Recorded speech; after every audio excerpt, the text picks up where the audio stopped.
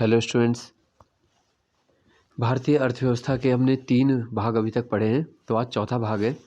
देख लेते हैं इसमें जो भी आपके इम्पोर्टेंट फैक्ट्स हैं अब भारतीय अर्थव्यवस्था से, तो वो आज हम देखेंगे। आज हमारा रहेगा वित्तीय संस्थान आदि और बैंकिंग।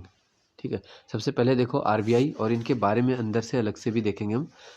पहले कुछ प्रमुख वित्तीय संस्थानों की स्थापना देख लेते हैं फटाफट। भारतीय रिजर्व बैंक, इसकी स्थापना भी है 1 अप्रैल 1935 को। मुख्यालय है मुंबई में। फिर आता है औद्योगिक निगम, ये बना है 1948 में। ठीक है, औद्योगिक ऋण निवेश निगम, ये है 1955। भारतीय स्टेट बैंक, एसबीआई जो सबसे बड़ा व्यापारिक बैंक भी है, 1 जुलाई 1955, इसका मुख्यालय भी जो है मुंबई में है। फिर है भारतीय यूनिट ट्रस्ट, ये 1964 में है। कृषि एवं ग्रामीण विकास हेतु राष्ट्रीय बैंक, जिसे हम बोलते हैं नाबार्ड, ये 12 जुलाई 1982 को स्थापित हुआ। इसके बाद है भारतीय औद्योगिक पुनर्निर्माण बैंक, ठीक है, 1985।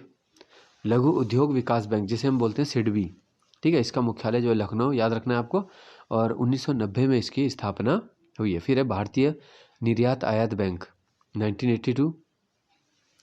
राष्ट्रीय आवास बैंक, ये है 1988। फिर क्षेत्रीय ग्रामीण बैंक, 1975, ठीक है, जिन्हें रीजनल रूरल बैंक कहा जाता है। तो उत्तर प्रदेश से इनकी शुरुआत हुई है सबसे पहले। फिर आता है भारतीय जीवन बीमा निगम, 1956। साधारण बीमा निगम है 1972, और दोबारा से नाबार्ड दे दिया इन्होंने 1982 में। अब कुछ प्रमुख समितियां देखते हैं जो बैंकों से संबंधित है। ठीक है, सबसे पहले देखो गोईपोरिया समिति, ठीक है, ये सभी समितियां याद रखनी है आपको कि बैंकिंग व्यवस्थाओं से संबंधित है। ठीक है, गोईपोरिया समिति, नरसिम्हा समिति, तारापोर समिति, वाईवी रेड्डी समिति। वाईवी रेड्डी गवर्नर भी रह चुके हैं आरबीआई के। दीपक पारेख समिति, ठीक है, खंडेलवाल समिति, विमल जालान समिति, उर्जित पटेल, ये भी आरबीआई के जो गवर्नर रह चुके हैं। तो कई समितियां ऐसी हैं, जब आपको आरबीआई गवर्नर से संबंधित वहाँ पे अध्यक्ष दिखता है या समिति का अध्यक्ष मिलता है, तो आप लगा सकते हो कि ये बैंकिंग व्यवस्था से संबंधित है। फिर है उषा थोराट समिति, ठीक है, नायर समिति, नचिकेत मोर समिति, और है लास्ट है दीपक मोहंती समिति। ठीक है, अब इसके बाद हम वित्तीय व्यवस्था देखते हैं, थोड़ा आरबीआई के डिटेल देख लेते हैं। भारतीय रिजर्व बैंक की स्थापना 1 अप्रैल 1935 को 5 करोड़ की अधिकृत पूंजी से हुई। ठीक है, 1 जनवरी 1949 को इसका राष्ट्रीयकरण कर दिया गया। आरबीआई जो है एक भारत का केंद्रीय बैंक है, जिसका मुख्यालय मुंबई में है। यहाँ से पहला अगर पूछा जाएगा प्रथम गवर्नर कौन थे, तो उस समय थे सर ऑसबोर्न स्मिथ। और जो पहले भारतीय गवर्नर थे, ठीक है, वो कौन थे? वो थे सीडी देशमुख। बैंकों के राष्ट्रीयकरण के समय, यानी जो राष्ट्रीयकरण किया गया बैंकों का 69 में, तो उस समय कौन थे? एलके झा। हिल्टन यंग आयोग पहला आयोग था जिसने केंद्रीय बैंक के रूप में आरबीआई की स्थापना की संस्तुति की थी। ठीक है, आरबीआई का जो लेखा वर्ष है वो 1 जुलाई से 30 जून होता था पहले, लेकिन वर्तमान में 1 अप्रैल से 31 मार्च ही है, जैसे सामान्यतः सभी बैंकों का होता है। ठीक है, तो ये जो है 31 मार्च 2021 से के बाद से इसको 1 अप्रैल में ही कर दिया गया था। आरबीआई का जो काम है, देखो वो पूछ लेते हैं कई बार कि इनमें से क्या रिजर्व बैंक का कार्य है या नहीं है। तो करेंसी नोट का निर्गमन करना, सरकारी बैंकर का काम, बैंकों का बैंक का काम, विदेशी विनियमन को नियंत्रित करना, जो भी हमारा फॉरेन एक्सचेंज होता है, साख का नियंत्रण करना, आंकड़ों का संग्रहण तथा प्रकाशन। ठीक है, इसके बाद है आरबीआई बैंक। आरबीआई जो है वो साख पर नियंत्रण किन तरीकों से करता है? बैंक दर की नीति को ऊपर नीचे करके, खुले बाजार की क्रिया अपना के, नगद कोष आवश्यकता में परिवर्तन करके, तरलता संबंधी आवश्यकता पूरी करके। तो ये सब उसके तरीके हैं। ठीक है, नियत न्यूनतम आरक्षण प्रणाली के अंतर्गत आरबीआई करेंसी नोट जारी करता है। तो अगर ये पूछेंगे कि आरबीआई किस प्रणाली से करेंसी नोट जारी करता है, तो वो है नियत न्यूनतम आरक्षण प्रणाली।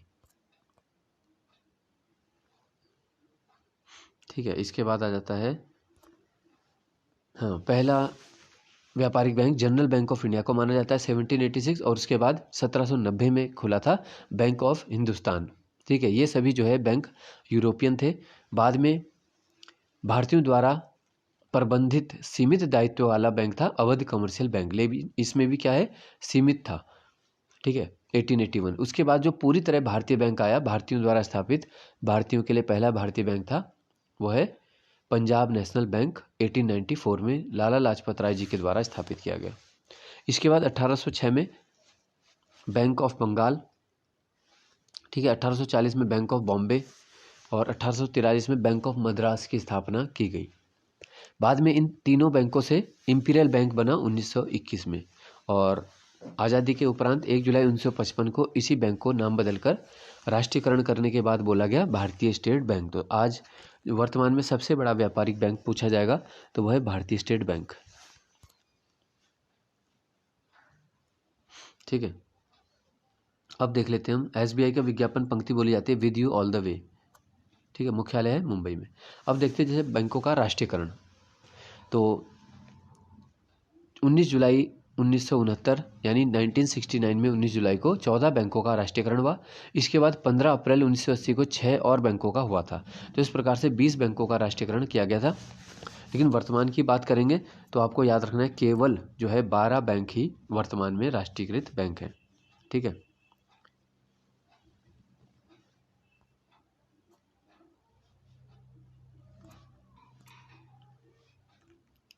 अच्छा, अब आ जाते हैं जो हमारा रिजर्व बैंक द्वारा निर्गमित सभी नोटों पर हिंदी अंग्रेजी को मिलाकर 17 भाषाओं में लिखा हुआ होता है। कभी कभी पूछ लेते हैं इस प्रकार का, तो कितनी भाषाएं होती है भारतीय करेंसी नोट पर, तो यह है 17, ठीक है। और रुपये का सिंबल किसके द्वारा बनाया गया, तो यह है डी उदय कुमार, जो IIT मुंबई में स्नातकोत्तर उपाधि प्राप्त भी थे। इन्होंने देवनागरी के र को और रोमन अक्षर R को मिलाया, दोनों को मिक्स करके जो है रुपया मुद्रा का सिंबल इन्होंने बनाया। भारत अपनी एक अलग प्रतीक को अपनाने वाला जो है 5वां देश बना दुनिया का, ठीक है, डॉलर, पाउंड स्टर्लिंग, येन और यूरो के बाद।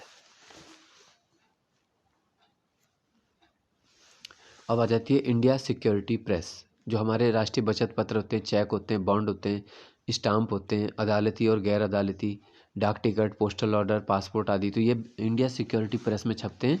यह है नासिक, ठीक है। इसके बाद है security printing press. Security printing press कहाँ है, हैदराबाद, ठीक है, सिक्योरिटी प्रिंटिंग प्रेस है हैदराबाद। इसके बाद आती है currency note press. Currency note press जहाँ पे 500 रुपये मूल्य तक के नोट छपते हैं, यह है महाराष्ट्र में। फिर है बैंक नोट प्रेस, ये बैंक नोट प्रेस है MP में, जहाँ पे 20, 50, 100 और उच्च मूल्य वर्ग के नोट छापते हैं यहाँ पे। प्रतिभूति पत्रों की स्याही का निर्माण भी यहाँ पर किया जाता है। इसके बाद सिक्योरिटी पेपर मिल होशंगाबाद MP में है, ठीक है। अब है कुछ विश्व के प्रमुख शेयर सूचकांक, जैसे डो जोन्स है, न्यूयॉर्क का है, निक्की टोक्यो में। सबसे पहले जो स्टॉक एक्सचेंज किया गया था शुरू, तो वो था एम्स्टर्डम में 1602 में, ठीक है। हांग सेंग नाम का है हांगकांग का, सीमेक्स है Singapore, KOSPI Korea, Shanghai com है चाइना, नास्डाक है अमेरिका, ठीक है। और S&P है, S&P कहाँ से है, कनाडा का शेयर सूचकांक है, ठीक है। IPC है मैक्सिको, सियोल कंपोजिट, तो सियोल है दक्षिण कोरिया में, FTSE 100 है लंदन। तो ये प्रमुख हो गए सूचकांक, ठीक है। आज का लास्ट फैक्ट जो देख लेते हैं वो है सेबी के बारे में। भारतीय प्रतिभूति विनिमय बोर्ड, हिंदी में बोलते हैं, इंग्लिश में होता है security and exchange board of India.